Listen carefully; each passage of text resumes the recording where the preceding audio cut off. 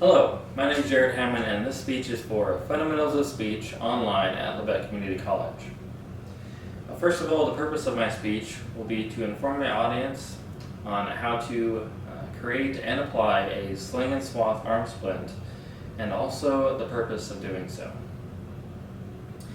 Now, the purpose of a splint is to prevent movement of a broken or dislocated bone, and this helps to reduce pain and also prevent further damage to the muscles, nerves, and blood vessels of the arm or other extremity that you're splinting.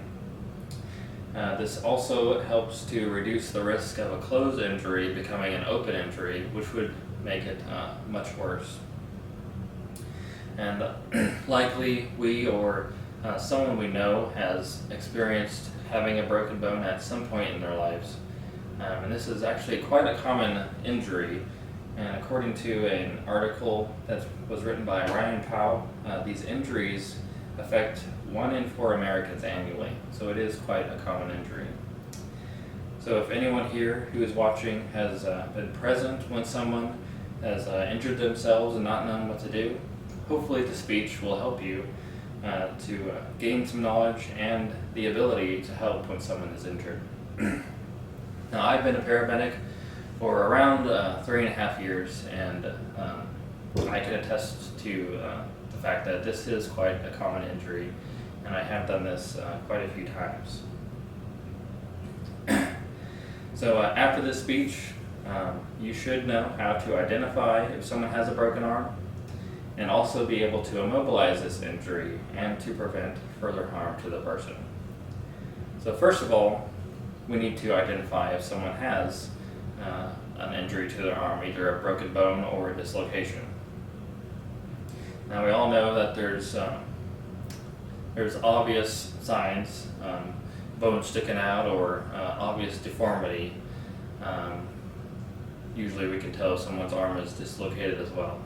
But there's less obvious indicators such as swelling of the arm, dislocation, even just something as simple as a loss of a pulse in their extremity, and maybe even tingling in their fingers, a loss of sensation. So this would be an indicator also.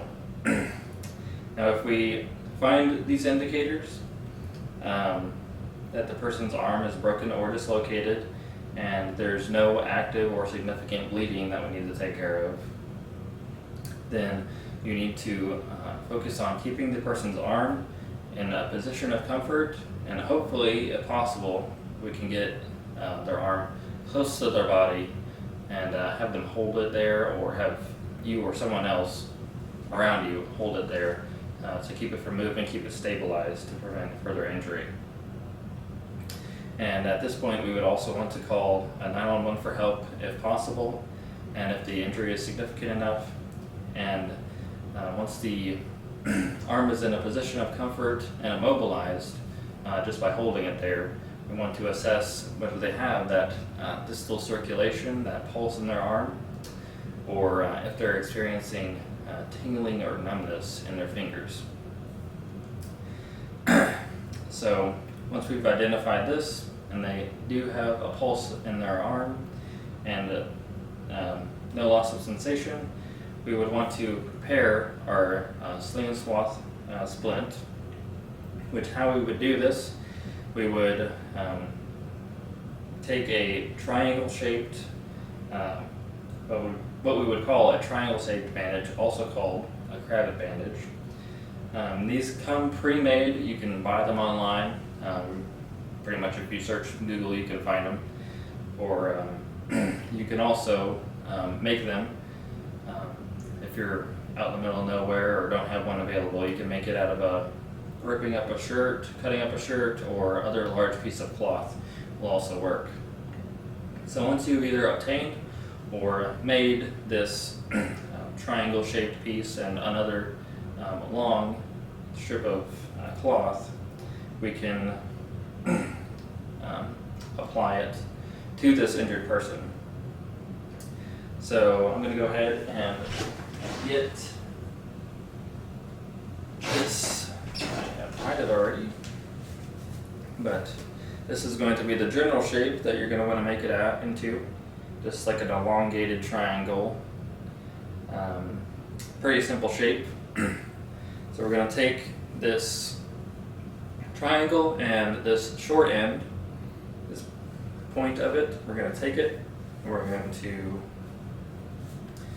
tie it into a knot, just a short little knot. Doesn't have to be anything crazy. Just a little, we're going to make a little pocket here.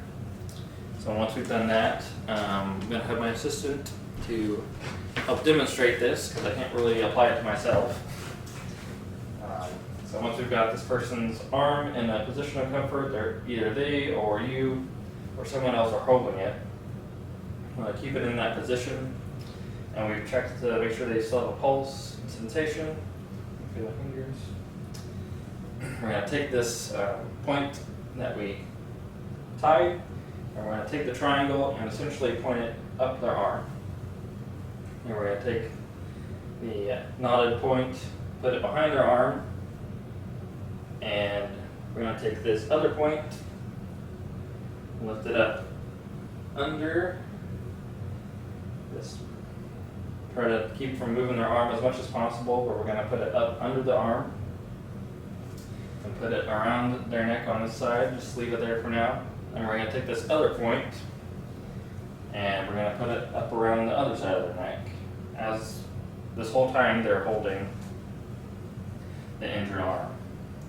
So once we've got it wrapped around, we've got it fairly tight and secure so they're not going to move. We're going to tie it behind their neck. This is a nice, secure double knot will do, nice and simple. Make sure you're not getting any hair stuck in there if possible. And we're going to keep holding it. And we're going to get our other piece of cloth, either another triangle bandage or just a long straight piece of cloth will do.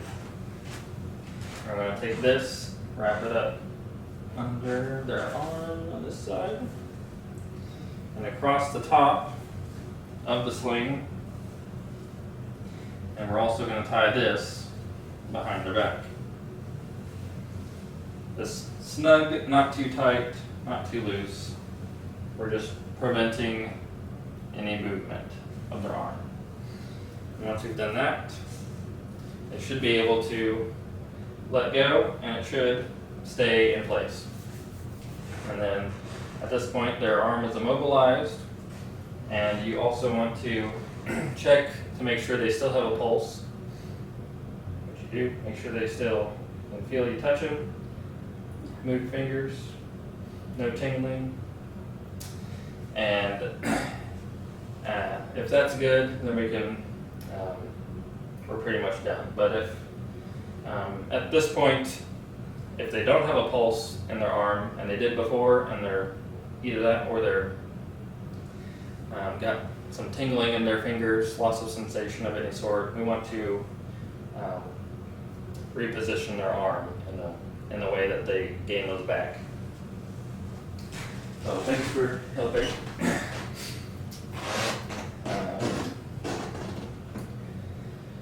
So once this is all done, the person's arm will hopefully be adequately splinted and immobilized, which will aid in preventing further injury to their arm, and hopefully lessen their pain as well.